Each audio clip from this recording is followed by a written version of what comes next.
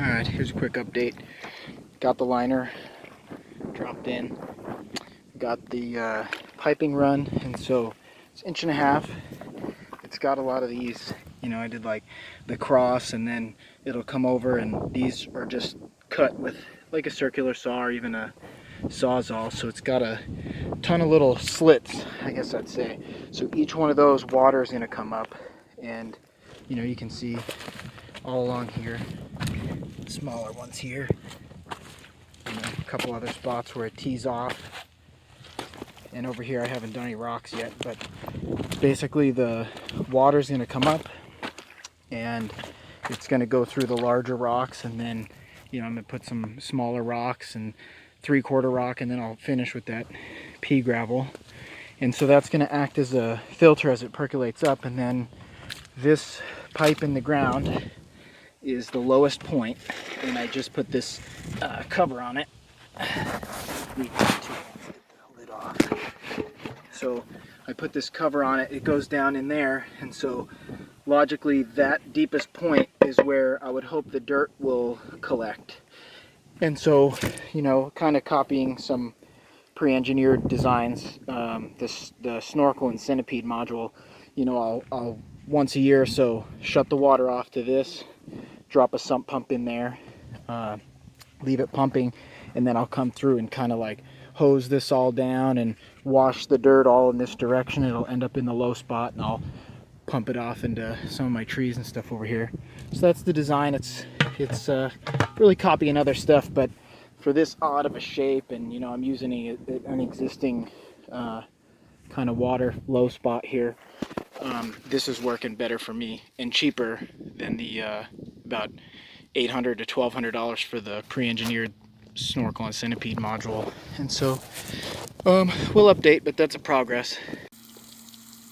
Making pretty good progress, I think. I got about a foot of big riprap, large rocks here. Gets a little thinner right here, and then I got maybe about 6 inches of stuff right here.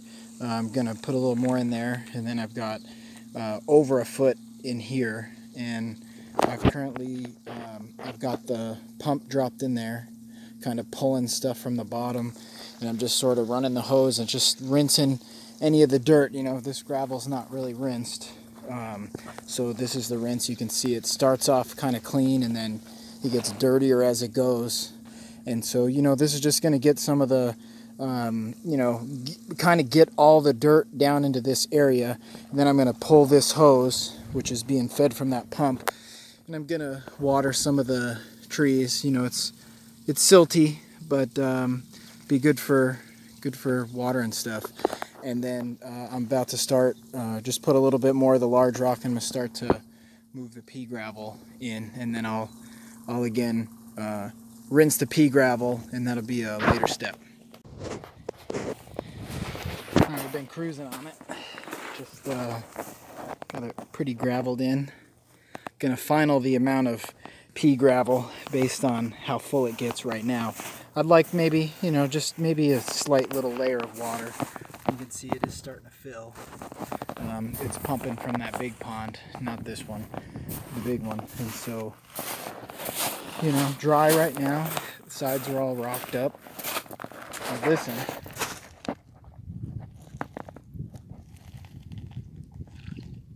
I can hear the water flowing. And what I'm going to do, because, this being the first time, this stuff's still dusty, I'm going to just come over here and hose it down with the sump pump, kind of already dirty water, and then as I get the bulk of it, I'll switch over to regular hose water and get it really clean, and then it'll be, it'll be emptied out, kind of be like a pre-back flush.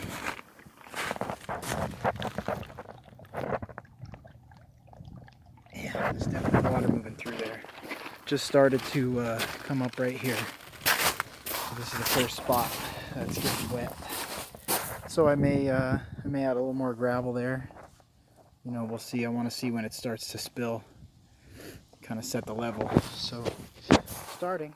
Didn't take real long to get filled, given that's a 1 horsepower pump, and so it's moving a lot of water. So there it is. Good progress today. I'm more or less done. I'm just kind of flushing out this pond.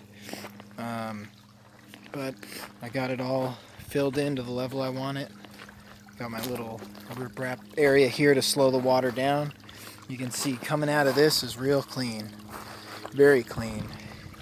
In here, not so clean, but that's the point of it. And so, you know, I've got it about 2 to 3 inches deep here with the pump running.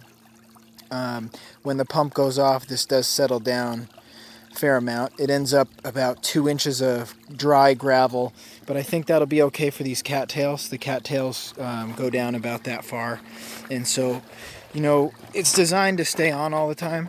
But, you know, at this point, you know, I'm not finished with my main pond, and so I plan to run it and then stop it, and then run it and stop it. But I want to start getting these plants, you know, in so they can start getting rooted up.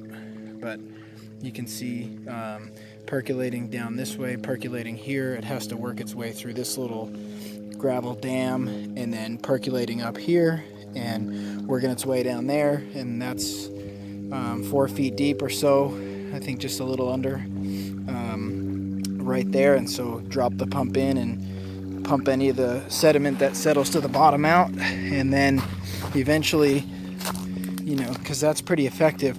I'm gonna do a similar thing here. I'll probably keep a deep part, and then these I'm gonna make that a full-on gravel bed, and I'll put another you know, I guess vault. You know, we'd call that pipe in the ground a vault, or, you know, a pump out area, a clean out maybe even.